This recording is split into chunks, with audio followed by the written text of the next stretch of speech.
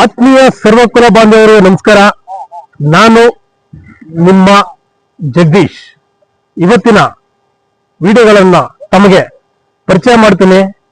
Like ಮಾಡಿ, subscribe ಮಾಡಿ, bell icon click ಮಾಡಿ. ನಾನು ನಿಮ್ಮ ಜಗದೀಶ್. ನಗರಸಭಾ ವ್ಯಾಪ್ತಿಯ ಈ ಭಾಗ ಏನಿದೆ, ದೇವಿರನಹಳ್ಳಿ ಭಾಗ, ಈ ಭಾಗ ಗ್ರಾಮ ಪಂಚಾಯತಿಯಿಂದ ಹಸ್ತಾಂತರವಾಗುವಂಥ ಸಂದರ್ಭದಲ್ಲಿ ಯಾವ ರೀತಿ ಇತ್ತು, ಅದೇ ರೀತಿ ಯಾವ ರೀತಿ ಹಸ್ತಾಂತರ ಮಾಡಿದ್ರು ಅದೇ ರೀತಿ ಇತ್ತು.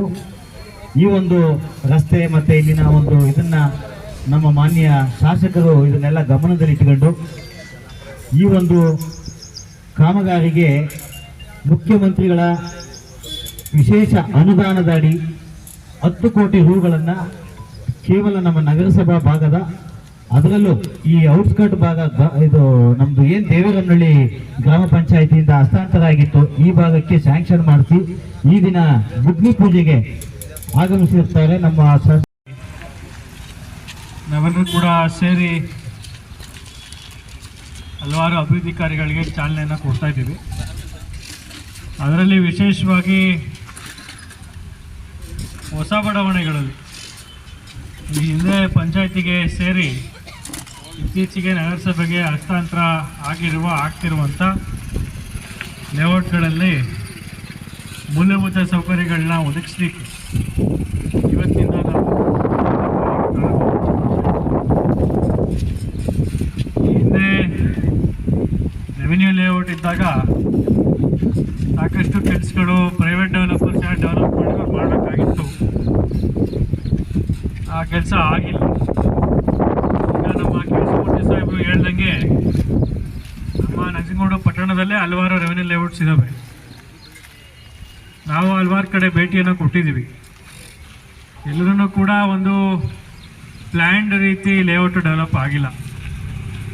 ಇದು ತುಂಬ ಒಂದು ನೋವಿನ ಸಂಗತಿ.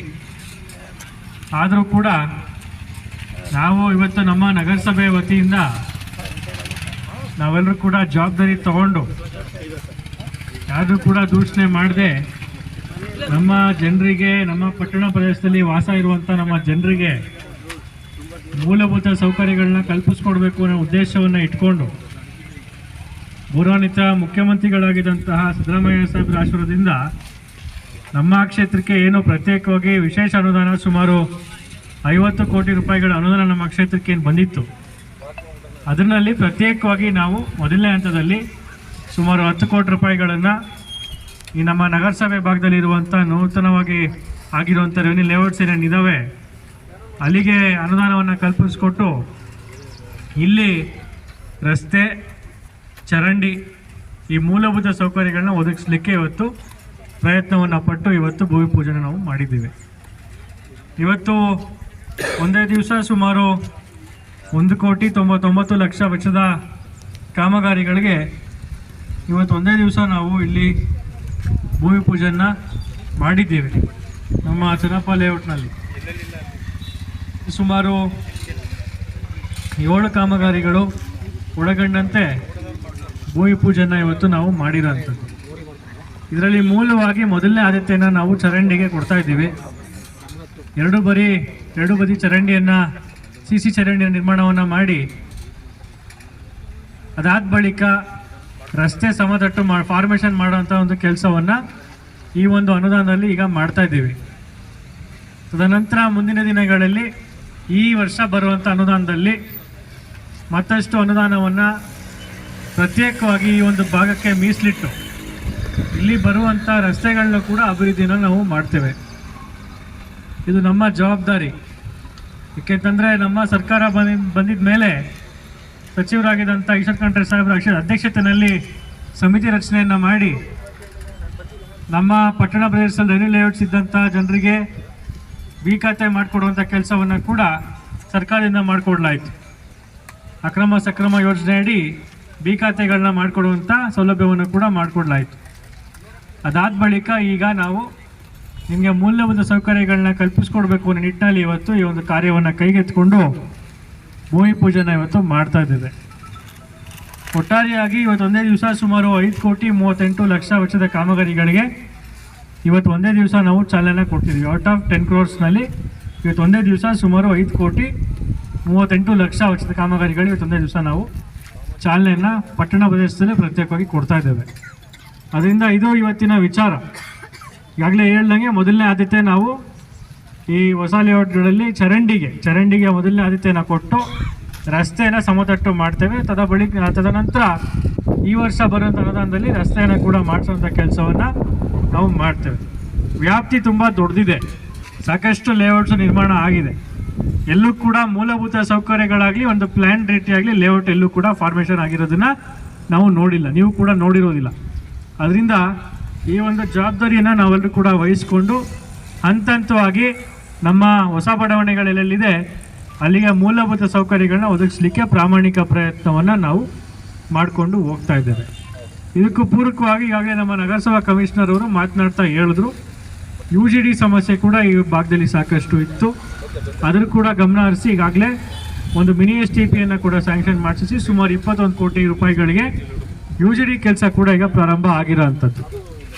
ಆದ್ದರಿಂದ ಹಂತವಾಗಿ ನಮ್ಮ ಹೊಸ ಬಡಾವಣೆಗಳು ಸೇರ್ಪಡೆ ಆಗಿರುವಂಥ ಹೊಸ ಬಡಾವಣೆಗಳು ಮತ್ತು ನಮ್ಮ ಪಟ್ಟಣ ಪ್ರದೇಶ ವ್ಯಾಪಕವಾಗಿ ಬೆಳೀತಾ ಇದೆ, ಎಕ್ಸ್ಪ್ಯಾಂಡ್ ಆಗ್ತಾ ಇದೆ.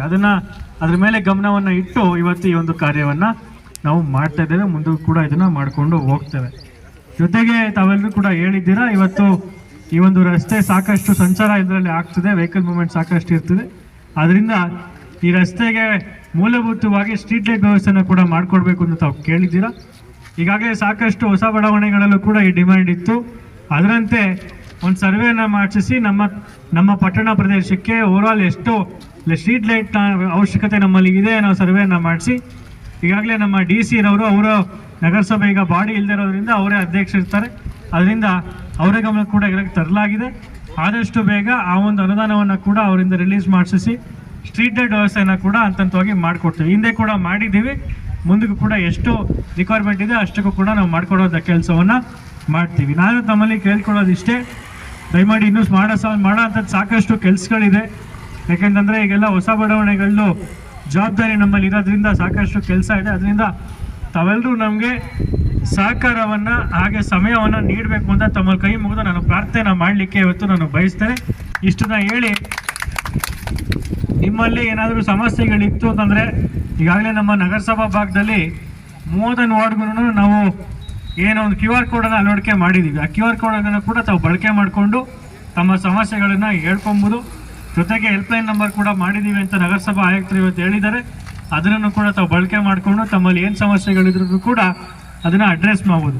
ನಿಮಗೆ ಅಲ್ಲಿ ಬಗೆಯಿರಲಿಲ್ಲ ಅಂದರೂ ಕೂಡ ನಾವು ಪ್ರತಿ ಸೋಮವಾರ ನಮ್ಮ ತಾಲೂಕಿನಲ್ಲಿರುವಂಥ BD ಆಫೀಸಲ್ಲಿರುವಂಥ ಶಾಸಕರ ಕಚೇರಿಯಲ್ಲಿ ನಾವು ಇರ್ತೇವೆ. ದಯಮಾಡಿ ಅಲ್ಲೂ ಕೂಡ ತಾವು ಬಂದು ತಮ್ಮಲ್ಲಿ ಸಮಸ್ಯೆ ಬಗೆಹರಿಲಿಲ್ಲ ಅಂದರೆ ಅಲ್ಲೂ ಕೂಡ ಹೇಳ್ಕೊಬೋದು. ಅಲ್ಲೂ ಬರೋಕ್ಕಾಗಲಿಲ್ಲ ಅಂತಂದರೆ ನನ್ನ ಫೋನ್ ನಂಬರು ಸಾಕಷ್ಟು ಜನ ತಮ್ಮ ಹತ್ರ ಎಲ್ಲ ತಮ್ಮ ಹತ್ರ ಇದೆ. ದಯಮಾಡಿ ಕರೆ ಮಾಡೋ ಮುಖಾಂತರ ನನಗೂ ಕೂಡ ತಿಳಿಸಿ ಆ ಸಮಸ್ಯೆನ ಬಗೆಹರಿಸಲಿಕ್ಕೆ ನಾನು ಕೂಡ ಅವತ್ತೇ ನಾನು ಪ್ರಯತ್ನವನ್ನು ಪಡ್ತೇನೆ.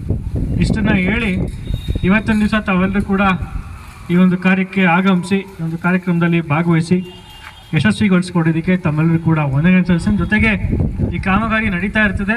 ನಾವು ಕೂಡ ಪ್ರತಿ ಸೋಮವಾರ ಈ ಕಡೆ ಬಂದಾಗ ವಿಸಿಟ್ ಮಾಡ್ತೀವಿ. ಎಲ್ಲೆಲ್ಲಿ ಕಾಮಗಾರಿ ನಡೀತಿದೆ, 7 ಕಾಮಗಾರಿ ಪ್ರಾರಂಭ ಆಗ್ತಿದೆ, ಎಲ್ಲೆಲ್ಲಿ ನಡೀತಿದೆ ನಾವು ಕೂಡ ವಿಸಿಟ್ ಮಾಡ್ತೀವಿ. ದಯವಿಟ್ಟು ತಾವು ಕೂಡ ಎಲ್ಲ ಈ ಒಂದು ಭಾಗದ ನಿವಾಸಿಗಳು ಎಲ್ಲೆಲ್ಲಿ ಈ ಚರಂಡಿ ಕಾಮಗಾರಿ ಆಗಿರ್ಬೋದು, ರಸ್ತೆ ಕಾಮಗಾರಿ ನಡೀತಿದೆ, ದಯವಿಟ್ಟು ತಾವು ಕೂಡ ಗಮನ ಇರಲಿ, ನಿಮಗೂ ಗಮನ ಇರಲಿ.